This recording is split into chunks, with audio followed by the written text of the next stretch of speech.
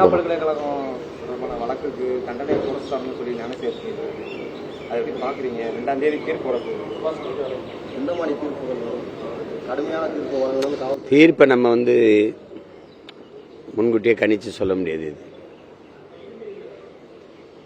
பாபர் மசூதிக்கு எப்படி தீர்ப்பு வரும்னே தெரியாம என்ன தீர்ப்பு வந்தாலும் அப்படியே ஏற்க வேண்டும்னு சொன்னாங்கல்ல எல்லாரும். அது மாதிரி இதை சொல்லிட்டு இருக்க முடியாது. குற்றம் சாட்டப்பட்டவர்கள் எல்லாருமே தண்டனையை குறைக்க சொல்லி கேட்கறது அது இயல்புதான்.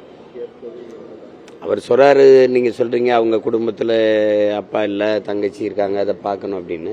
இது மாதிரி பாதிக்கப்பட்ட குடும்பங்கள்லையும் இது மாதிரி நிறைய பாதிக்கப்பட்டிருக்காங்கல்ல. அது நீதி அதை அப்படி பார்க்க முடியாது. அது என்ன வருதுன்னு பார்க்கணும்.